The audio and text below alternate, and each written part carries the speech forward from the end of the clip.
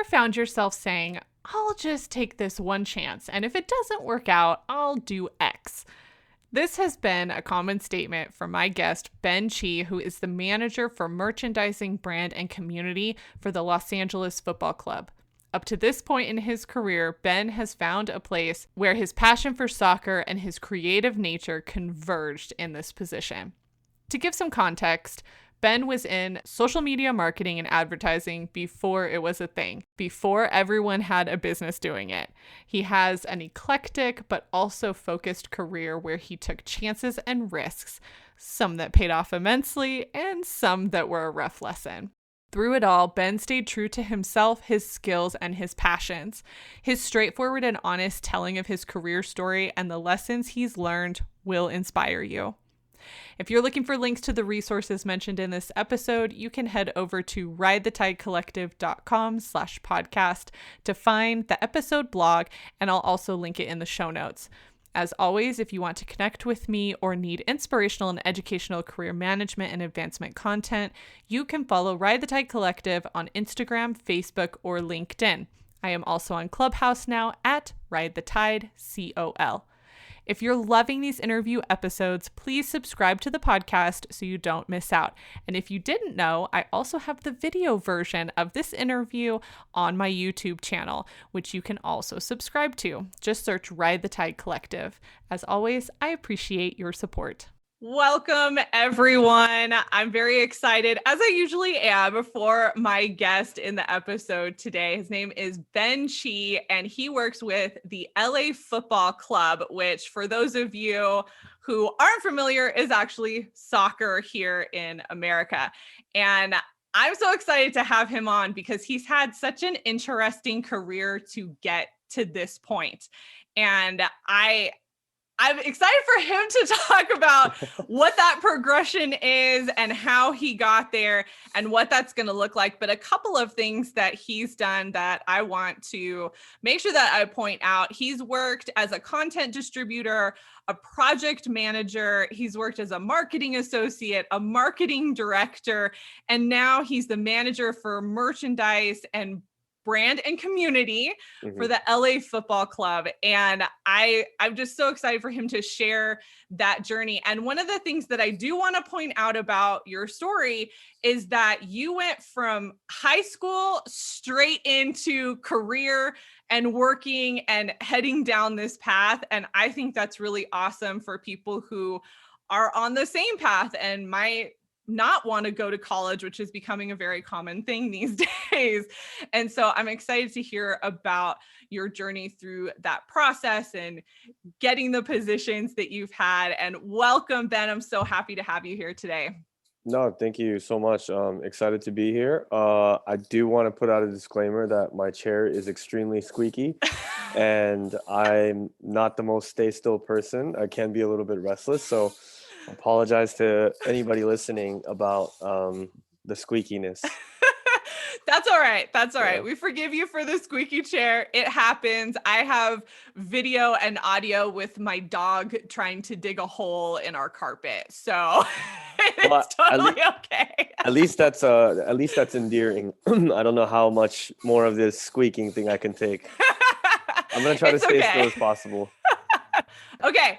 Ben, let's start with your current position with the LA Football Club. What do you do there? What are some of your main responsibilities? I'll try to keep it as concise as possible. I think being that we're still relatively new and a very young organization, I think naturally we wear a lot of hats when something like that happens. But my main focal point currently with my position is in merchandise. Anything front facing as a brand that's on apparel, whether it be our jerseys, down to koozies, flags, training wear, all of those things. It kind of comes across my desk, so to say. Work closely with the league, and I work closely with our kit supplier, which is Adidas. And then it's all about kind of maintaining our brand integrity and what we actually want to achieve as not only as a club and as a team, but more so as a brand that's growing its identity. Nice. Okay, now one question that I have based on what I read about your position also, how has COVID impacted what you're doing specifically? Has there been a big impact there, or have you guys been able to adjust through that? Um, I think we definitely had to adjust. I think everybody has had to adjust to the current times right now. I think in terms of merchandise, I think we're a little fortunate that, fashion happens to work so much further out than, and it's scheduled far in advance than, something that's on a day to day. Of course, there are things that are more reactionary, but fashion is usually booked, a year in advance, especially for something big as like a jersey or training wear and things of that kind of nature. So we've just been uh, kind of going along with the calendar that we've already had in plan. But of course, the things that have kind of suffered the most is, the releases. Our fans are extremely passionate and they're stylish and they're creative and they're very expressive in the way that they like to kind of put things together in terms of what they wear. So we haven't really been able to kind of be in touch with them by having like launch events or little pop-ups Mm. or things of that kind of nature. And we've been keeping a lot of it digital, but I would have to say that, the biggest transition just has been we haven't really been able to see each other and really have that energy and community and excitement together. And I think especially from a sports organization standpoint, selling things like jerseys or training wear, there's a lot of emotion tied to those things. So, Mhm. you go to a game with a kid and it's their first time, you want to buy them a jersey.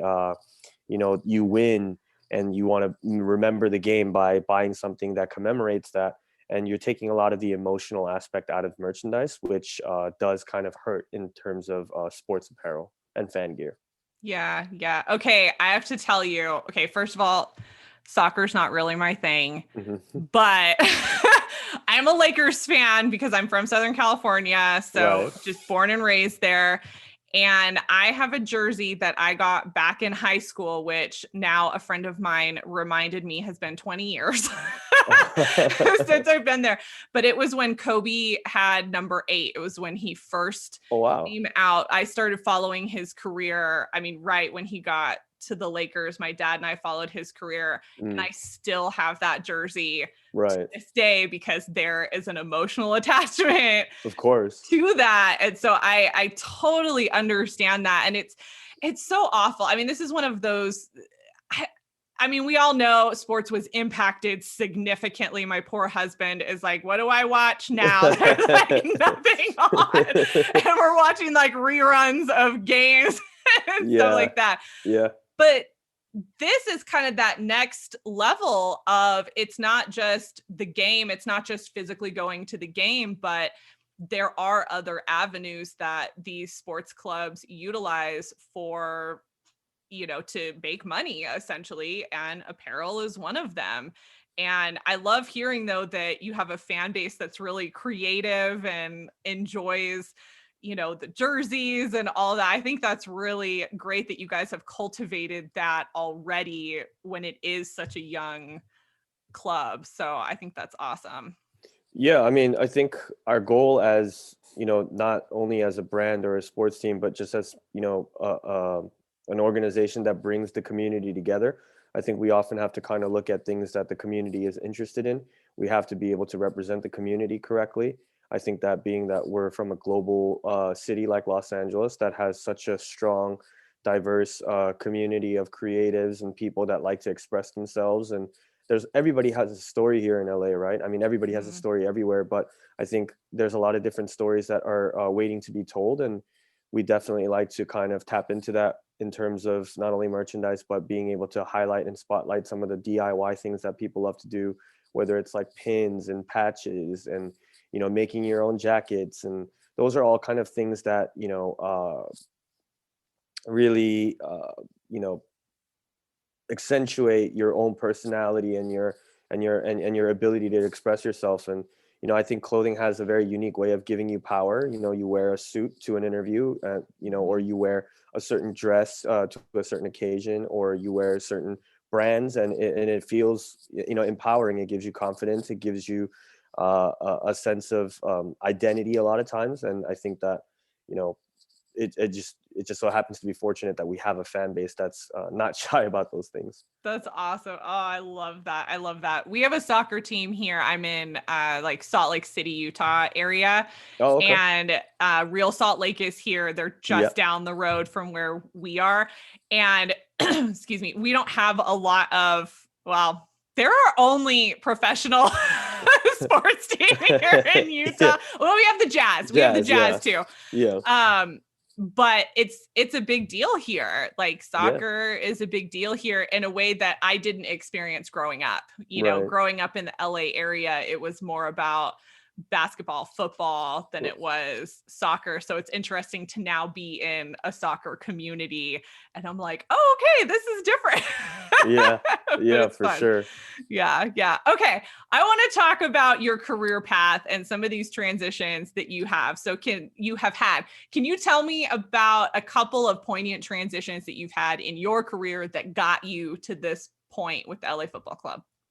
I think I'm gonna probably have to kind of, recall as I talk about it. I think one of the biggest points where I've kind of taken a turn, and it sure didn't feel like that at that time, right? And I think that that's one of the funny things about life is that some of the decisions that you make that you may feel like is really significant may sometimes be very small, and some of the small decisions that you make in life can be something very significant. I was, like you said, fresh out of high school, and I just went right to work. I grew up with a single mom, and I thought that the best way for me to get ahead is not necessarily going to get another another series of education. For me, I just kind of felt like, okay, let me try going into the workforce, making money, and I did whatever it was, like whether it's working at a video store or working at a cell phone store, office jobs, countless amount of things. I've done it. And there came a point in time where I felt like my employers weren't getting what they wanted from me, although they saw the potential in what I can offer them through my personality and my characteristics, just because my personality isn't something isn't one where I could pour myself and really devote myself unless it's something that I'm actually really passionate and really believe in. So I came to a point where one day I was on Facebook, and my friend had put up like my really close friend had put up like this wanted ad, like, oh, hey, I'm working for this new company that's a digital marketing, a social media agency. I didn't even know what social media was at that time. I didn't know that Facebook was social media. I just, you know, um, and he said Back that they, before we grew, we didn't grow up with these things yeah, like the kids are now. exactly. I mean, I don't want to be too telling about my age, but like, there was Friendster and MySpace, Yes. and where you had to write testimonials about each other. Yep. And now it's like you just press a heart, and that validates who you are as a person. Yes. Yes. But yeah, I mean, so we had I had saw that wanted sign, and honestly at that time I was kind of at a stable job. It was something that I wasn't really passionate about, but it was something that offered me, like, benefits, a steady Mhm. paycheck, et cetera, et cetera. But I kind of had like this like continuous like scratching inside of me where like it was kind of knocking at my door, like, okay, hey, like, you're not happy, that you're not going to be able to give yourself to this, you have a hard time waking up and going to work every day, and I kind of made a conscious decision to kind of say, all right, you know what, um and everybody that's young does this, like, oh my god, I'm so old, like this is the last risk that I'm going to take. I'm going to take this risk and go work for this place that pays, like, I don't know, like $10 an hour, which isn't bad, but just at that time it was a downgrade from where I was at. So I was like, okay, i'm going to go I'm going to go work there, and if it doesn't work out, then I'm just going to shut up and suck it up and just go work at a job that's just going to pay the bills and stay safe until I'm however old I am. And that's what happened. I went to go work there, and it opened my eyes up to a whole new chapter, and a whole new side of myself that I didn't know was there. I mean, I knew that I loved creativity, I loved creating things, I love, thinking of ideas, and being able to express myself and really be able to connect with people in terms of communication. But I never really knew that there was a way that you can monetize that. I didn't know that, you could come up with campaigns and strategies for small businesses through Facebook posts and Twitter ads, or Yelp reviews and such like that. And I didn't know that any of these things really existed as a business. I always thought of it from only a consumer standpoint, where, oh, I'm going to make a Facebook post because I'm doing something cool, or I'm going to put up a photo of my food because I really think it looks good and it tastes good. But I never thought that that in turn would influence other people to go out and buy it, or to go out and feel like they missed out. And yeah, I mean, that was one of the moments that kind of got that started. And I Okay. think, yeah. Okay. I have to jump in. Okay. So one of the things that I love about what you're saying is sometimes you have to take that risk. Sometimes you have to go, I don't know if this is going to work out. I don't even know if I can do this job. Yeah. But taking that risk, I think that opens our eyes to so many different opportunities and skill sets, exactly what you're describing. And I used to work in higher education. So I worked for a period of time, I worked primarily with like freshmen to sophomores. So 18 to like 22-year-olds. Okay. Was probably about this time for you that you were going through this. And they come to me senior year and they're like, I don't know what I want to do. Yeah. And I'm like, okay. I'm like, go try something. Go talk to somebody. Just go do something. Volunteer. I don't care. Just go do something. Yeah. Well, I don't know what to do. It doesn't even matter at this point. If you don't have any kind of like drive for something, Right.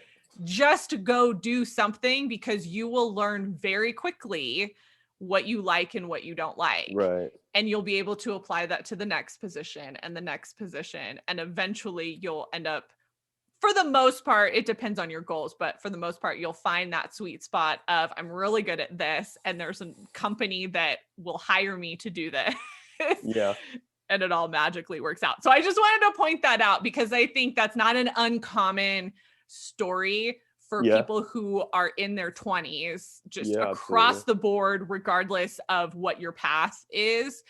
And I think it's great for you to share that and talk about like taking a risk and it paying off for you. So I just had to point that out. Yeah. No, it's I guess it's worked out for me so far. Okay. So other transitions that you've had, because I know that wasn't the only one. Yeah.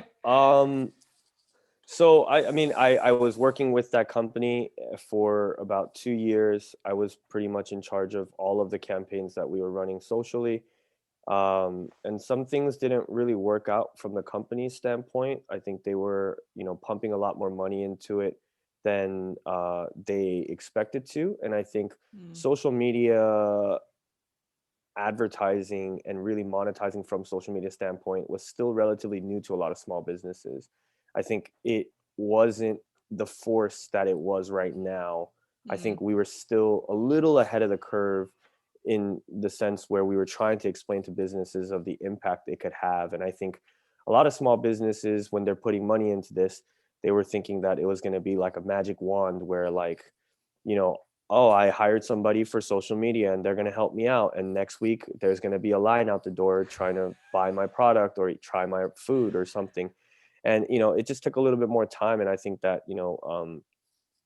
I think businesses were just kind of still waiting, and we kind of had, like, I think as a country, we had like a little bit of a tough time during a certain eras where, social media was always also kind of booming. So that didn't work out. And in like, I had felt that coming a little bit, and I saw another opening for a brand that I kind of grew up admiring in the streetwear world. And I thought to myself, okay, I learned how to be creative, come up with these campaigns, and kind of seeing the effect of how social media moves with something. Why not go and try it for something that has a following right now that's transitioning into that phase as well too. And I the position was an internship, and I looked at myself, and I think I was 24 at that time, or 25, and I just told myself, like, wow, dude, you have got to be the oldest intern in the world if you actually really take this job. And I went from a like a okay paying job to a job that pretty much paid me nothing. Oh no. Um, and I had to tell myself once again, I said, hey, look, you know what? You're going to take this one last risk. You're going to take this one last chance.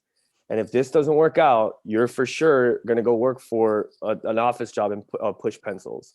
And I took the internship. I was the oldest intern probably in the brand's history. I did everything from whether it's fetching coffee to staying up and driving to Vegas at 4 a.m. for a trade show.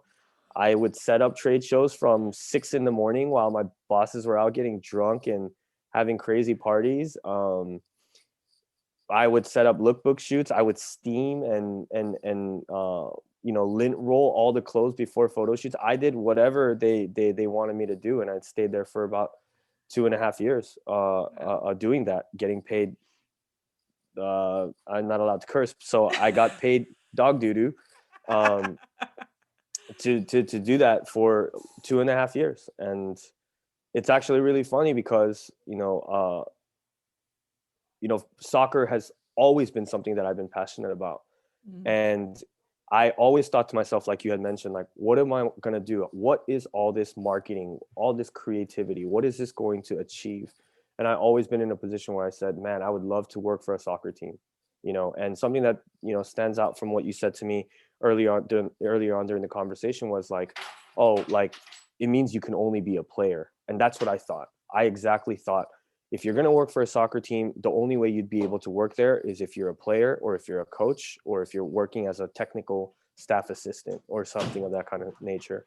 But luckily, I was at an event that I was invited to because people in the streetwear industry knew that I liked soccer. And I was invited to a soccer tournament that a streetwear brand had put on. And there I met a guy that came up to me and was like, hey, you are like, you're into, it seems like you're into fashion. You're wearing a soccer jersey. Can we put you up on a blog, on a website that we have that intersects the world of art, music, fashion with soccer? And then I was like, I don't like photos or I'm not a selfie king or anything like that. So I was kind of hesitant, but he was like, hey, like, we won't put your face on it or whatever. So I was like, okay. So he takes a picture of my outfit and then he puts it up. And as soon as he leaves, it kind of then resonates with me that who he's trying to talk to and who he's trying to connect with is someone like me. So then I had asked him like, hey, I have this background in marketing, small businesses, now streetwear brand, fashion, and all that kind of stuff. I would love to get, invited to see if there's ever a potential opportunity we could work together.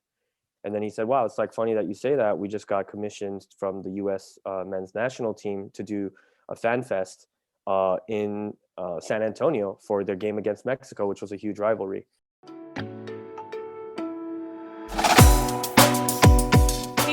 Julia here. I wanted to take a break in the interview to share about a new resource you're going to want to sign up for.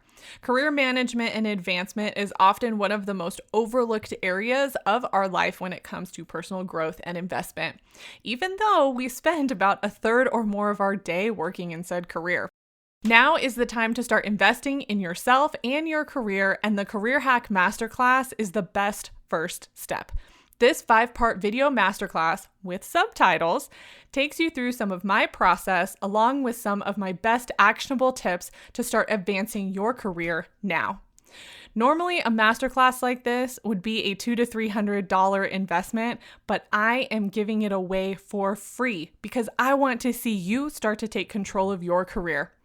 Head over to controlyourcareernow.com/careerhackmasterclass to sign up and start investing in your career today. For those who do sign up, there is a special offer that you'll want to take advantage of, which is also free. Hint, it might include a session with me. Again, head over to controlyourcareernow.com/careerhackmasterclass to sign up today. I'll leave the link in the show notes and blog post for this episode. Now let's get back to the interview. And he was like, hey, all the budget and everything is already, accounted for. So I can't really pay for you to do this job. And you'd have to pay for your own airplane ticket out there. But I would love to see if this project works out with us. And if it does, then we'll kind of move forward. So I told myself, I sat there and said, dude, you know what? This is the last time I'm going to take this risk. Like, this is the last time. Famous Like, last words, like the fourth time now. yeah.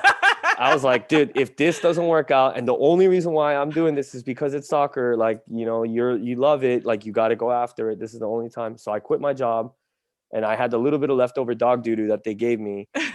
I spent it. I spent my last couple $100s that I had from my paycheck with not much in my bank account. I bought a plane ticket to San Antonio on my own. I went there, and, you know, fast forward, and everything worked out. The fan fest went well. They were really, really happy, and I got to keep working with this website blog that turned into an agency, and I met my boss that I have now at LAFC through this job, and we stayed in touch, and that's how I was able to get my job at LAFC. So I would say, you know, all the gambles and the risks that I've taken kind of brought me to where I'm at right now. Oh my goodness. This feels like a movie. Like I, I I, feel like I've seen this before in in a movie or a TV show. That's awesome. no, I mean, look, I think it's an occupational hazard. My job is in marketing, so maybe I'm just packaging it a little bit better than it was, but it's definitely not a movie. No, Yeah, here's what I like though. And this is part of why I'm glad that I brought you on, because you went for the hustle, but you did it in a really strategic and smart way, even if you weren't sure if that's what was happening at the time. I think it was this great combination of, I'm going to follow what I'm passionate about, because you said in the beginning, right? Like, I want to do something that I care about, right. and spoken like a true artist. I totally get that.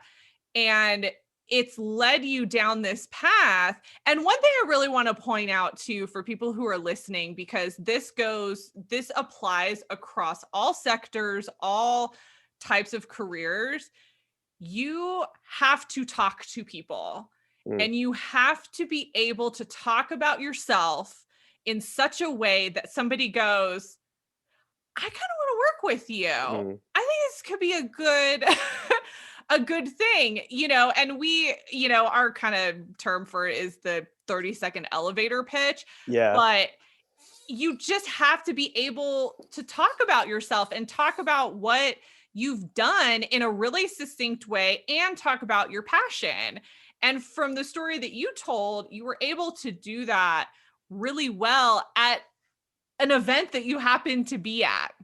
yeah, Right. And I think, especially LA, I feel like that's such an LA thing to have happen. yeah. It is. It is. I'm not gonna Like, lie. Yeah, it is. that's not necessarily going to happen in like small town America, but in LA, but that's part of the opportunity, right? And that's one of the things, because I used to work in the LA area, and I would tell people all the time, there is a level of opportunity here that most people don't understand, because they don't necessarily put themselves out there Mm, in such a way that they become known, or they get to meet somebody, because you never know. You never know who you're going to run into at any point of the day in that area. right. And B, like, you don't know who somebody else knows. Yeah, And so being able to have some of that language, and you might not have even been prepared to talk about it, yeah, but still being able to just on the spot go, there could be an opportunity here. Let's just go for it. Sometimes that's when the best conversation happens, versus being in a more forced networking situation. yeah. So, I definitely agree with that. I think that I believe that people have their own energy and auras, and I think that, naturally we're very instinctive, creatures, and we can kind of feel certain things in the way that they shift. And I think it's about us kind of listening to that intuition, so to say. I think, um, I, you know, it just so happens that I gotten fortunate enough to be placed in those situations to have those conversations. But I think one of the things that really helped is that whoever I was speaking to was able to feel how genuine I was in terms of what I was passionate about and what I actually really wanted to do and where I wanted to go. And I think also a lot of people have, a reluctancy to ask people for help. But I think, in human beings are just naturally selfish and very self-centered. So I think when human beings feel utilized, I think that that's when a lot of people find value or worth in themselves. And so I think when you ask somebody for help, although the help might not be to the extent or the degree or what you wanted, I think, people love to help people, I think naturally, or so I would like to believe in. Whether it's asking for directions or asking somebody, hey, are there any good restaurants around here when you're traveling? Whatever it may be, I feel like genuinely people might take time out of their day to help you. And some may not, but it's definitely worth the try if it's something that you want to really, explore. Yes, absolutely. Absolutely. And I know the guests that I've had on the podcast up to this point, and I'm sure it will continue, they have all had that spirit. Mm. They have all said, connect with me on LinkedIn or email me here. And it's been very, they're willing to help. They want to help people get to where they want to go. They want to be a connection if they Yeah. can. So I absolutely agree with you. And you're going to have people out there that are like, I don't really care. I'm not going to help you. But Yeah, those yeah, aren't for the sure. people that you're going to want to communicate with anyway, because Yeah. that's the negative energy. Yeah. And you're not going to want to work for that person. And you're Right. probably not even going to want to be in their network because they're likely going to be around people who are also like that. And Yeah. that's not great. Okay. So I feel like you've had such an interesting career and transition that in some ways just happened to you. Yeah. But what are some pieces of advice that you would give people who are trying to advance in their career and maybe find themselves in a similar position that you were in when you were like, I know I want something more, what would you tell people? I think I have a lot of things that I need to figure out for myself before giving out advice. But I think if I think about what I think I would have, maybe some of my regrets as a lesson for myself. I think one is I wish that I was a little bit more honest with myself about what I wanted before, uh, because I feel like I've wasted a lot of time. Like I think me not going to college might have given me a head start in a very short term way of being financially a little bit better, and maybe I'm not in as much as debt as a student might be that came out of college. But I think I missed out on the opportunity to be real with myself and say, I don't know what I want to do. I think it took Mm. me, I had a lot of distractions that were like, oh, I like making money. Who doesn't like making money? This is okay. And then it made me go down a path that I didn't necessarily need to go down to kind of figure out like, oh, you know what? I won't be happy, unless I'm doing what I like. And I don't think that that's a thought that's going to cross for everybody. I think that there are people that are genuinely okay with doing something that doesn't stimulate them in a creative way, and that's okay. I Mm-hmm. don't think that everyone needs to be an entrepreneur. Not everyone needs to be a photographer. Not everyone needs to be an artist of any sort. I think you should be what you want to be, but just be very honest about that as early as possible. Um, Yes. Thank you for saying that, by the way, because there there is such a culture out there right now that I'm seeing, and I don't know if it's because I technically fall into the entrepreneur part because I own my own business now, or if legitimately everybody is seeing this, but this, you need to own your own business, you need to do this, you need to do that, and don't work for the man, don't do this.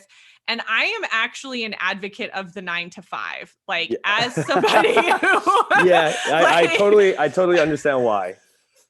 Yeah, as somebody who now owns their own business and I've built this thing up by myself, yeah, like I do everything that you see in my business, I do. yeah, Like I don't outsource anything, I don't do any of that. And so knowing how much work that took, yeah, I'm like, I do not recommend this for most people. Yeah. Like, get your health insurance, Yeah. get your 401k, Yeah. like, get that steady paycheck, Yeah. because there is a benefit to stability. If that's something that you value, Yeah. financial stability, which a lot of people value, Yep. there's nothing wrong with that. Absolutely. And this whole culture of, I have to own my own business, or I Yep. have to turn my hobby into a business. Yeah. I have to sell this. I have to do that. You do not have to do anything. Yeah. I 100% agree with that. I think it's really tough because it seems like, with and regrettably, I mean, we all add to this to this trait that I think this culture has shifted into, is that, we love sharing the finished product, but we rarely ever share the journey on how it gets done. So, when you see things on Instagram and, maybe somebody started a brand or somebody started a company or a restaurant, and, 3 months later, you don't even realize that 3 months have passed. And all of a sudden, it seems like they're so much more successful than they were when they first started. Mm-hmm. And it makes you think like, oh, you know what, like, and it's good, right? It's good in a sense where it seems like things are possible. You're getting to share the fact that there's possibilities and potentials in all of these Mm-hmm. opportunities that you can take for yourself. It encourages you to dream. It encourages you to go out there and be courageous. But in another sense, if you dive too much into that as it's as a isolated situation where you're only looking at the finished product, then yes, you're going to miss out on the journey. And I don't think people realize how difficult it is, where if you run your own business, every other week feels like you have to pay a vendor, or every day feels like you have to pay somebody's paycheck. And every day feels like my business is going to shut down if this check doesn't come in from here. Or, Yes. like, there's a lot of different things to that people don't realize. Like, we as employees, it's so easy for us to say, well, why can't they just give us a raise? It's only, a couple $100. Or like, oh, why didn't they just put more money into this? But, in an overarching standpoint of looking at a holistic picture, which is something that a business owner does or a boss Mm-hmm. does or whatever, um, I guarantee you they pay the price. And not to be cliche, when you pay the cost to be the boss, those are coming to the sacrifices and the payments that you have to make in order for you to have that luxury, I guess. Absolutely. Yeah. Absolutely. Okay. Any other pieces of advice that you would share? Yeah, this is gonna sound super cliche, but you have to trust the process. And I really, really hate saying that because it sounds like some super like yoga, like, kombucha formula, like tagline. But I think trusting the process really, really makes you realize that, number one, there's only so many things in life that you can control.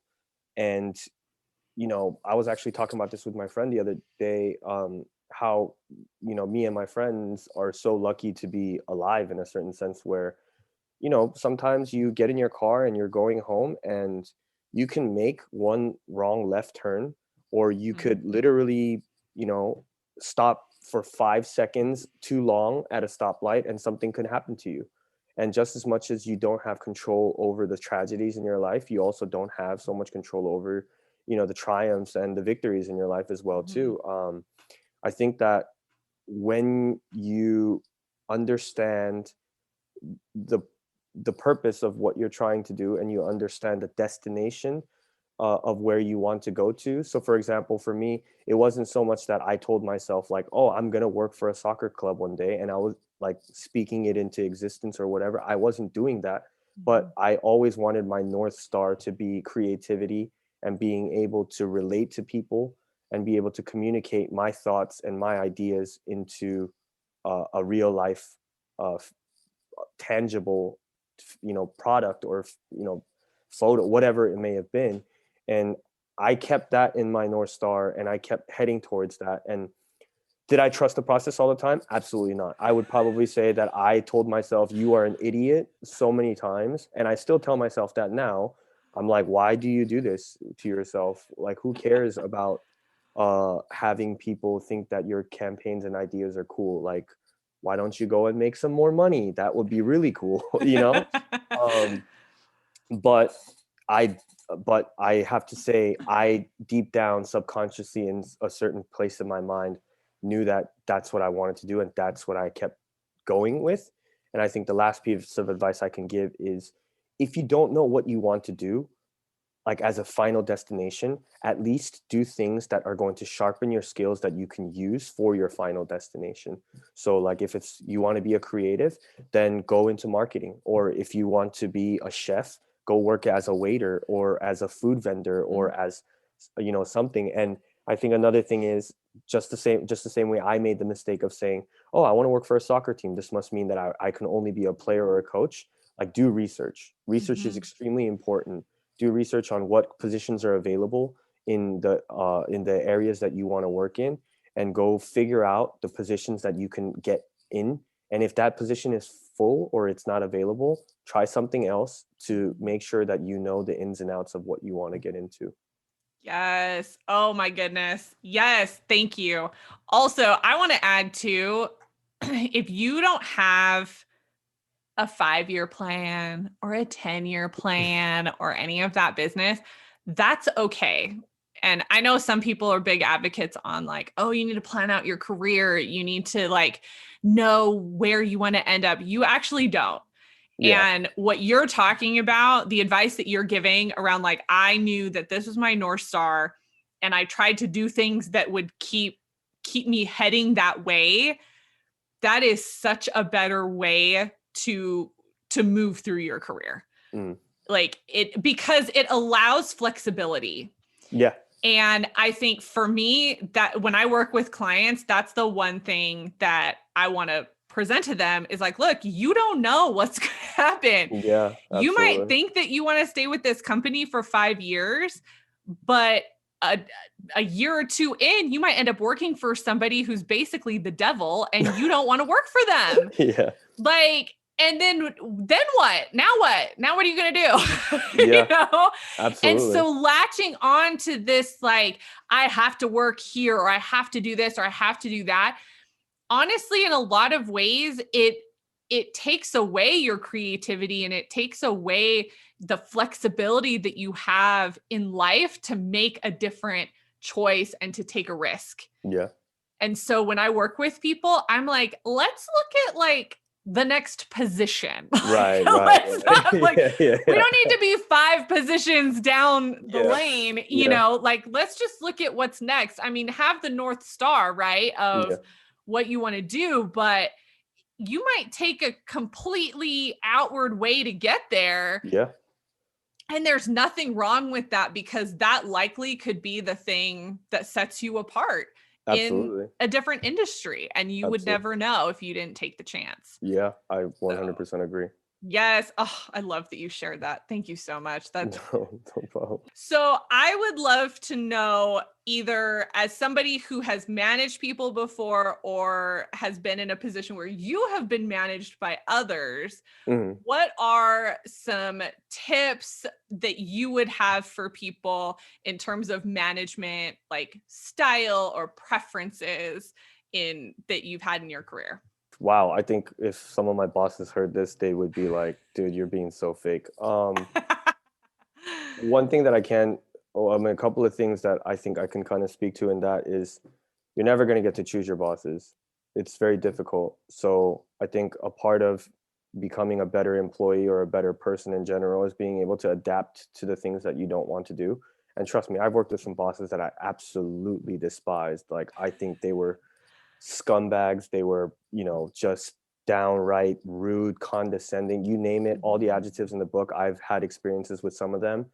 And I think the thing that I didn't do well enough was to kind of use that as a like a steel sharpened steel kind of thing. I think Mm, I took a lot of time to kind of I took a lot of time to despise them, to blame them, instead of really being able to like look at what I can do better and how I mhm, could win, even from a competitive standpoint. Like how can I outlast this doggy doo doo so that I could, I could win. I want to be the person that gets the last laugh. Even from that competitive standpoint, I think I lost out on a lot of time for that. So I think it's always good to look at it in a learning experience.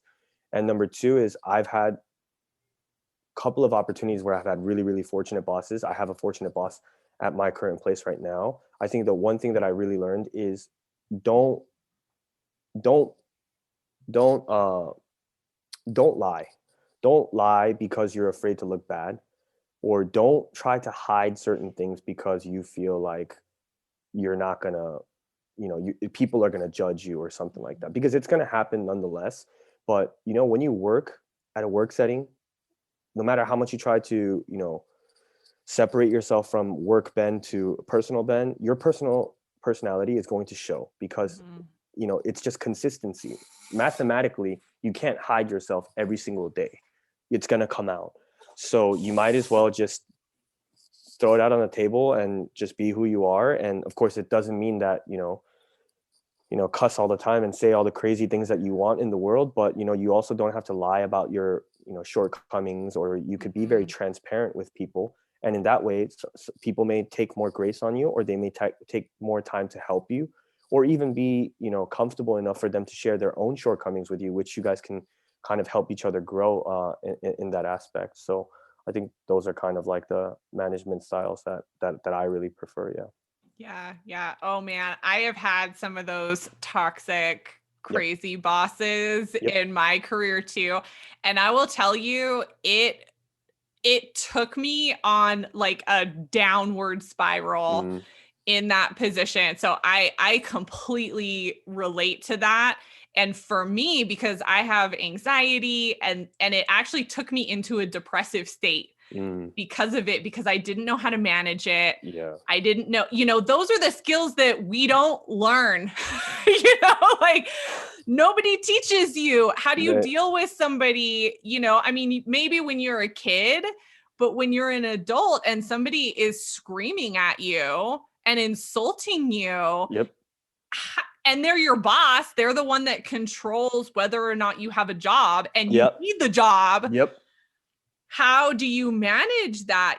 And what you're saying is dead on. You have to look at the situation. You have to almost separate yourself. Like I kind of talk about, like, if I'm in a situation like that now, which I don't really deal with that now, but if I'm working with a client or something like that, it's like you're in this situation and you see it happening, but you almost have to have like an out of body experience with it, where you pull back and you rise above it and go, this person has no bearing on you. Yep. They don't really know you, likely. They also likely have something that they're dealing with. Yeah. That's impacting them. And as soon as you can start to step back from that, that's when that learning that you're talking about can happen. And that's when empathy happens. Yeah. That's also when you get to a point where you're like, I'm not doing this anymore. And you start the process to transition out if you can. Yeah. But so many people, they stay in those types of positions for whatever reason. And a lot of times it's usually financially related. Yep. But if somebody is listening to this and resonating with what we're saying, you can get out of it. You just have to take the steps to get out. And that starts with recognizing that what that person is saying is likely not true. Yeah. Because your confidence is shattered and you don't think that you're going to be a good employee at the next place, or that, whatever they've said has impacted you so negatively that you don't even want to apply for something because you don't think you're going to get it.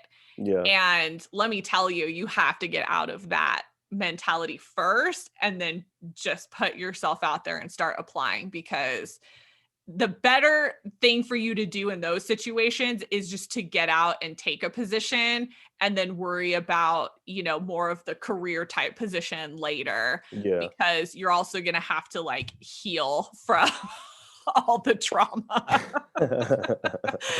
So crazy. Oh my gosh. Thank you for being vulnerable and sharing that. I think a lot of people will resonate with that. I think we've all had that at some point. And so I really appreciate you sharing that. No, not at all. Okay. So one thing that I like to do is resource my audience. And I would love to know, what is like a book that has maybe changed your perspective on your career or life, or people that you follow on social media, or just what are some things that influence you now that change your perspective on where you're headed? Great question. I think I spent a lot of my earlier years saying self-help books and all those kind of weird like things were like, I mean, sorry, I don't even want to call it weird. Like those self-help books, and you go into like a Barnes and Nobles, and then there's like a huge section of like 10 ways how to succeed in life. And I always used to be like, dude, that is such dog doo doo. And I just never would want to give in and read it. But I think again, just having my boss that I do now, he's always encouraged growth. He's always encouraged learning and continuous learning and challenging yourself. And he's recommended me some books that really, really helped me a lot. I think Start With Why was a really, really good book. That book really made me look at like, just in totality of what we're talking about right now and what we've been talking about. I think Start With Why would help anybody really get down to the essence of why they're doing things, or it makes you even question why you are the way that you are, or why things frustrate you, why things make you happy. When you start questioning things that are going on in your life, whether that's the good or the bad, you can either step away and stop it, or you can continue to repeat it to have more success and volume. I think the other book that I read, and this is gonna sound again so cliche, but The Alchemist.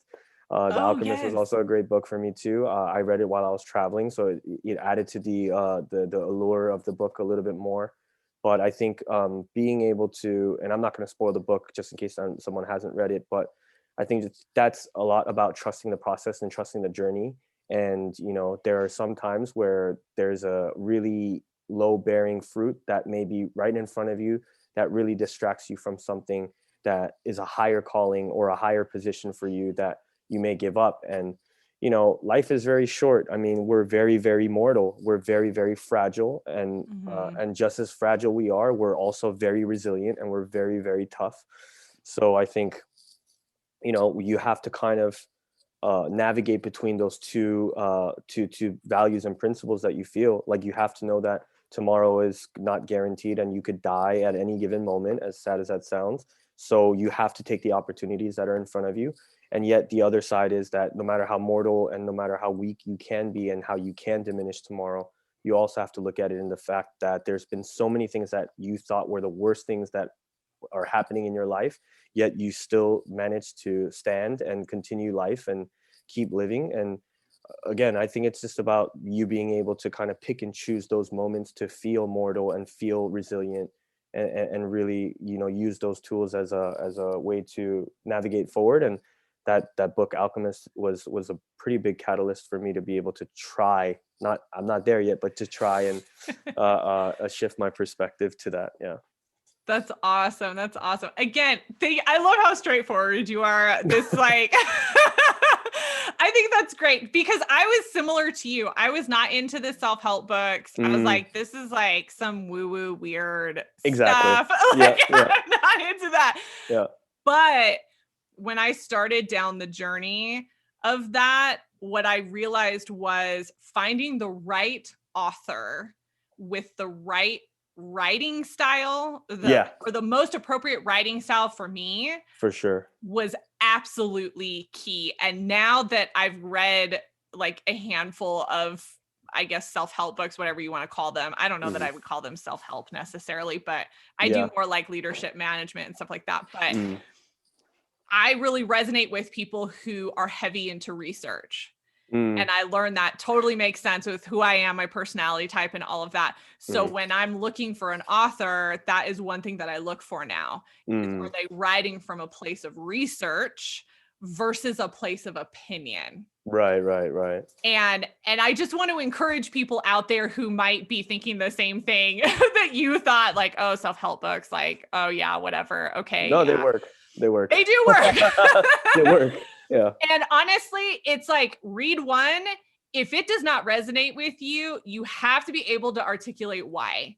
And Mm, then find I can guarantee you there is somebody else who's doing it a different way that will resonate with you. Yeah. Just have to find the right author. No, absolutely. So yeah, so appreciate that. Okay.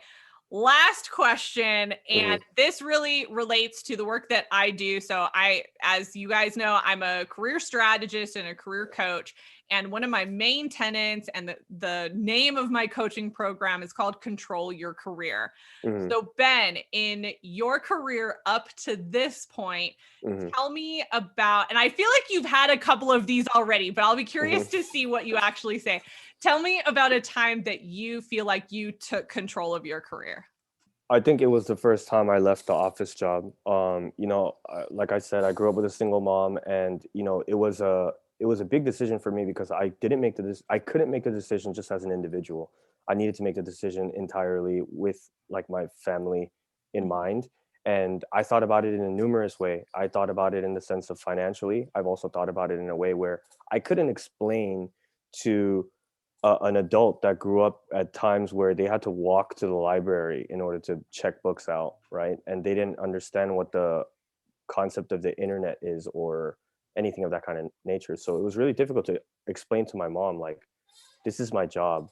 And she'd be like, oh, your job is to get throw parties and hire models and put out photos and drink alcohol at certain events. That's where you're going to meet people. Like, is that what you're saying? And I would say, yes, that's exactly what my job is.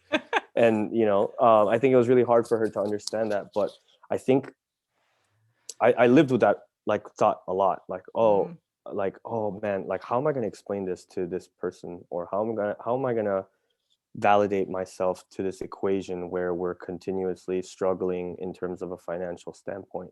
How am mhm. I going to tell my mom, like, this is how much money I make? I'm an intern, I'm 24 years old, where maybe the expectation was at 24, 25, you would have been in a different position in your life. It was really difficult for me to kind of justify that, right? But you know, it was kind of like a little bit of a it was kind of like a, how do I say, more than a request. I think it was just more of like a statement for me. It was like, hey, this is what I'm going to do and this is what I have to do and I'm going to do it. And even if I fail, like, I'm going to have to try this because, like, this is what I think I want. And that's also Yeah. another part that was kind of tough because it's not like a, oh, so this is exactly what you want to do, or like, oh, this is where you're going to end up. Is this something you're going to do for the rest of your life? And all of Mhm. those questions, and the answers to those questions was, I don't know. But I think me putting my foot down and being able to kind of articulate as to why and why it was important to me, that helped, and being able to do that. And I think that was the time where I said, oh, like, after you do it, you're like, oh, dude, you know what? I do have some courage after all. Like, Yes. like, oh, I was able to do it. It wasn't that bad. Yeah, like, yeah, I'm gonna take this job. Like, I don't care what yeah, I'm gonna make $800 a month. Who cares? Like, so it did definitely put that out there for me. And sometimes family members are the easiest to talk to, but they're also the most difficult. They're some of the most supportive people, but they're also the most pessimistic and really, really discouraging members of your tribe, which could Yes. really, really piss you off. But what are you going to do? You got to live with them. So I made the conscious decision and being able to try to explain. And it was a, hey, this is my life and I'm going to make this decision. And I'm sorry if that Yep. disappoints you. But, it's not like I'm going to go out there and do some criminal activity. I'm saying that I'm going to go work for a company and try to chase what I want. So you're Yep. going to have to stick by it. Oh, I love that. I love that. Okay, I got to tell you, I was the daughter that wanted to be a lawyer Mhm. and then was like, "No, I think I'm going to major in art when I go to college." Oh So no. I Oh no. was that child. So needless to say, I can definitely resonate with that, and Yeah. I think my parents would have sided with your mom on the "you're gonna what?" Yeah. I think majority of the parents would. Maybe they're a little bit better now because they can see that, 5-year-old babies can make millions of dollars on unwrapping toys on YouTube now. But Yeah. maybe, but yeah, parents our generation definitely weren't that open to that. No, Yeah. but thank you for sharing that. I appreciate it because I know you're not the only one out there with Oh a yeah. story like that. And sometimes it is so hard, whether it's a parent or a spouse or even just your friend group, Yep. you get caught up in people saying like, seriously, Yep. that's what you're doing, Yep. and you have to, it is courageous because you Yep. have to look at them and go, yeah, Yeah. this is what I'm doing Hmm. and I'm happy and leave me alone. Yep. Yep. Yep. Yep. That's awesome. Ben, thank you so much for No, being a not at all. guest. I have enjoyed talking to you so much and hearing your story and your journey. Where can people connect with you if they want to talk to you or learn more? I think LinkedIn is the best censored version of myself, so I'm gonna go with that one. All right. I'll make sure to link that into the blog post and the show notes for this episode. And once again, thank you so much for coming on and sharing. I really appreciate it. No, thank you for having me, and thanks for doing this. I'm sure that a lot of people that mediate or puts things together are oftentimes not as credited as they should be, and it's not an easy feat to reach out to people, to hundreds and hundreds and thousands of people. I'm sure to take your own time, your own resources to set things up for other people's benefits is a very very encouraging thing that there's still some pretty decent people around. So thank you so much, Julia. Thank you.